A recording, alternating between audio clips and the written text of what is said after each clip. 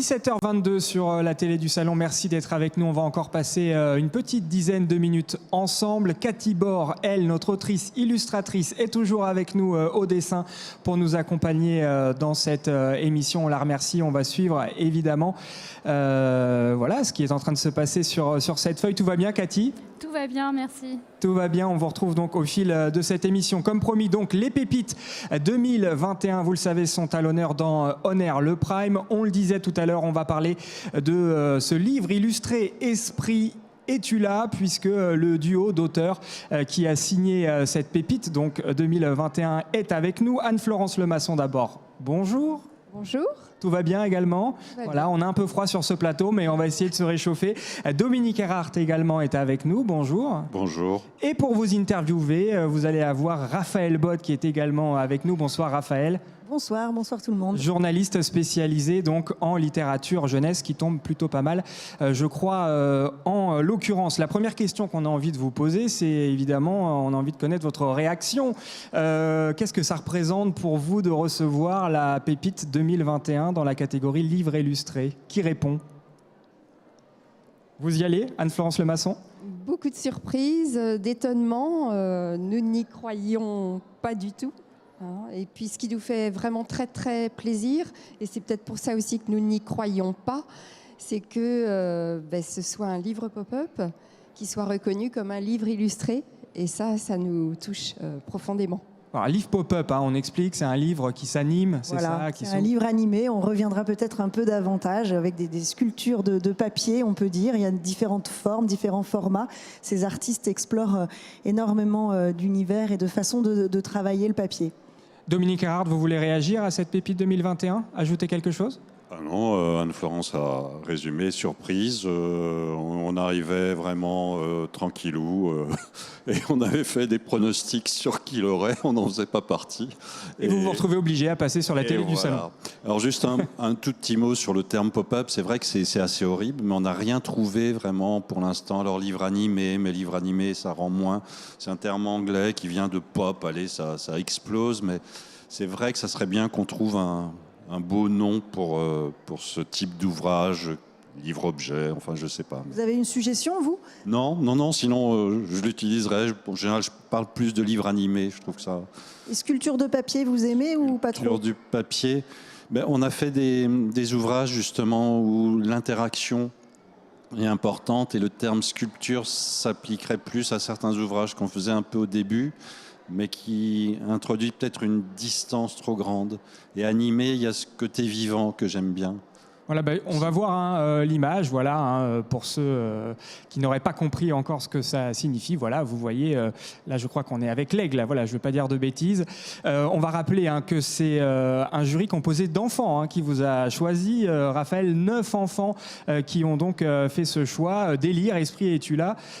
Comment ça s'est passé, les délibérations ? Eh bien, c'était des enfants assez jeunes, puisqu'il y en avait de 6-7 ans, et ça n'a pas empêché du tout une lecture appliquée et impliqués. Certains ont même très bien retenu, connaissaient par cœur les prénoms des personnages qu'on trouve dans cet ouvrage, parce qu'il faut préciser que ces personnages sont des poupées, les poupées Kachina.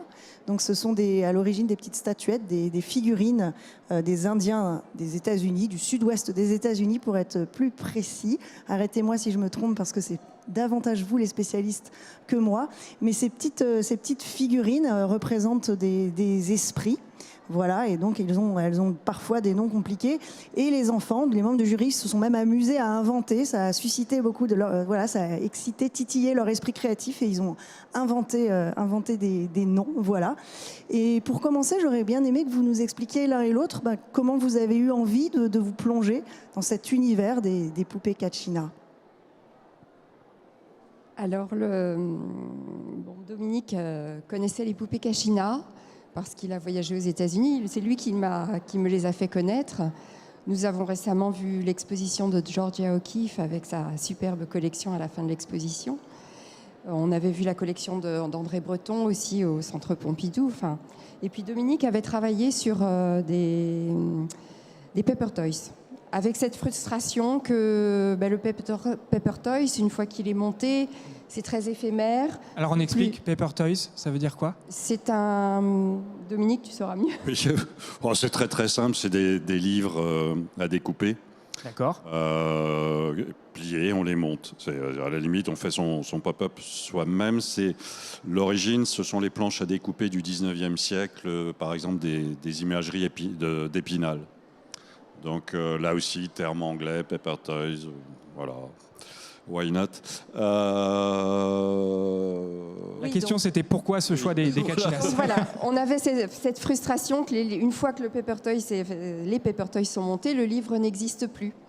Donc on voulait un livre, ça c'est quelque chose qui nous tenait à cœur, un livre sur les poupées Kachina, mais on ne voulait pas non plus que ce soit un documentaire. Donc là, on a beaucoup travaillé, beaucoup réfléchi avant de faire surgir cette idée de par quel biais proposer ce... J'ai l'impression que ça a fonctionné parce que je vais vous raconter, vous répercuter, je ne sais pas si c'est le bon terme, révéler ce qui s'est dit. Révéler, voilà, une phrase de Myrtille qui a à peine 7 ans et qui, elle, a dit « Ce livre m'aide à ressentir mes émotions. J'ai l'impression que je m'envole dans le ciel quand je le lis. » Voilà, parce qu'il faut dire que votre façon d'évoquer, de parler des poupées Kachina, ça a été de ramener, enfin oui, c'est ça, de créer des passerelles entre les esprits qu'elles représentent et des émotions. Votre livre permet aussi de travailler sur ces émotions, de les vivre. Voilà, est-ce que vous pouvez nous expliquer un petit peu comment vous avez eu l'idée de tirer ces passerelles entre la poupée qui représente par exemple la pluie et d'y associer une association, ou l'aigle, voilà. Alors ce qui nous a guidés, c'est qu'effectivement les poupées étaient offertes aux enfants. Elles sont offertes aux enfants à l'issue des cérémonies religieuses chez les Indiens Pueblo. Donc on a voulu repartir de là et offrir ces poupées aux enfants et qu'elles leur parlent. Donc on s'est mis à la place de la poupée, s'adressant à l'enfant pour le réconforter, pour lui donner confiance en lui et pour l'aider à gérer ses émotions. Oui, c'est un élément à souligner. Parce qu'il n'est pas toujours évident, même pour nous. Au début, ce n'était pas si évident que ça. On n'est pas du côté du fétiche, hein. On n'est pas du côté d'un objet sacré. Et ça, c'était intéressant. C'est vraiment des objets qui sont offerts comme des jouets aux enfants pueblo à l'issue des cérémonies religieuses. Et ça, c'était intéressant. Et je crois que ça reste quelque part, ce côté destiné aux enfants. Les poupées originales Pueblo sont déjà destinées aux enfants et à leur permettre d'avoir un rapport au monde. Alors il y en a des centaines qui sont liées, pas forcément aux sentiments, mais en tout cas aux éléments, la pluie, les récoltes, voilà. Donc il y avait un lien assez évident à ce niveau-là. On a évoqué justement les poupées là qui se dressent de papier en tournant les pages de votre livre.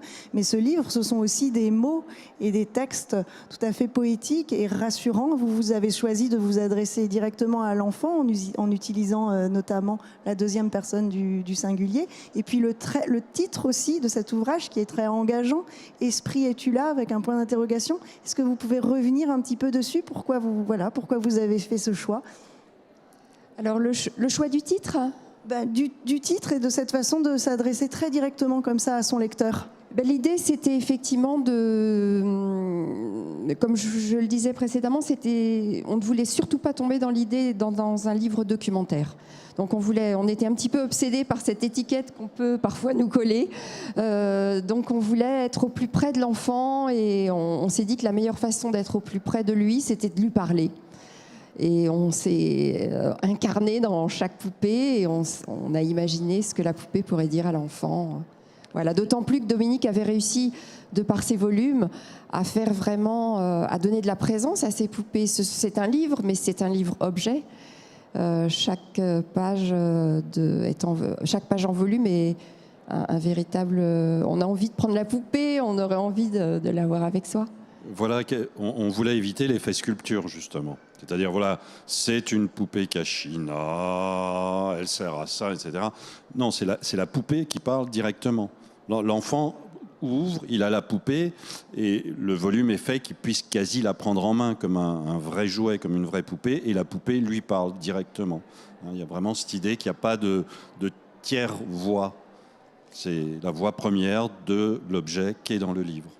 Et d'ailleurs, cette voix semble s'adresser à beaucoup plus que les enfants, puisque chacun, parmi le jury, il y en a beaucoup qui ont évoqué ou leurs petits frères, leurs petites sœurs plus jeunes, mais aussi leurs parents. Enfin, visiblement, le livre avait un écho dans la famille. C'est quelque chose qu'ils ont partagé. Enfin, c'est un livre dont on peut s'emparer à différents âges.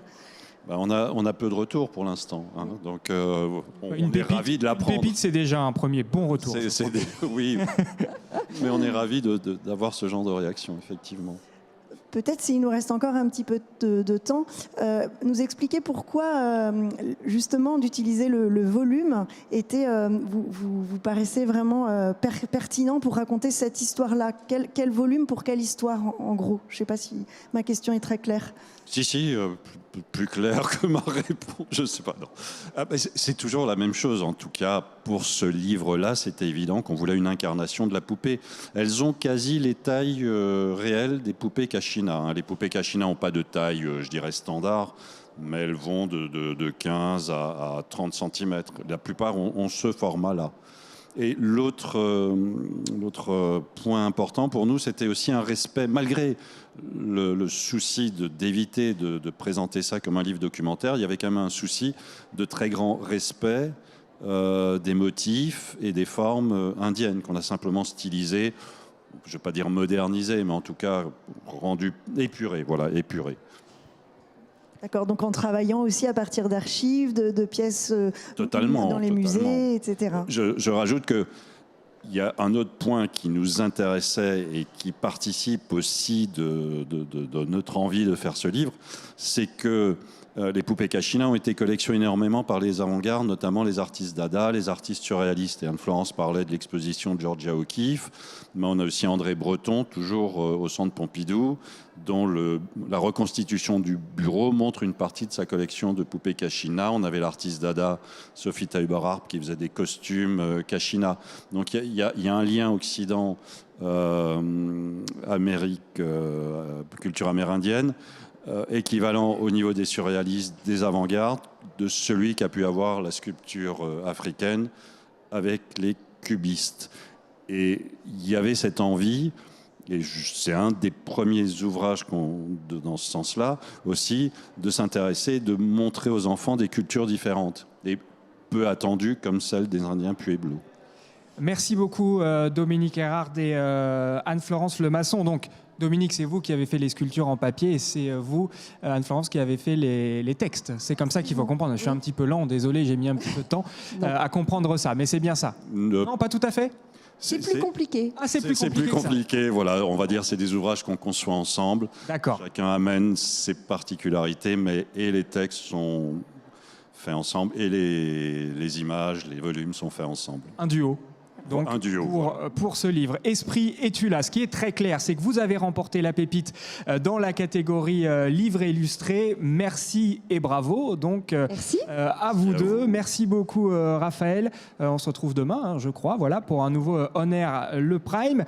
On va également dire au revoir à notre dessinatrice, illustratrice, Cathy Bord, voilà, qui nous avait promis de nous emmener un petit peu dans les travées de ce salon du livre et de la presse jeunesse. Eh bien, vous le voyez, on a beaucoup d'enfants qui s'entassent pour lire. Hein. C'est ça, je ne me trompe pas, Cathy? C'est exactement ça. J'adore la manière dont ils arrêtent tout et ils se mettent à lire au milieu des allées. Je trouve ça génial. Voilà. Merci beaucoup d'avoir été avec nous, Cathy Bord. Quant à nous, on vous dit évidemment à demain pour un nouveau numéro d'On Air le Prime. La télé du salon, ça continue là jusqu'à 20h. Vous allez vous régaler avec tout un programme. À demain.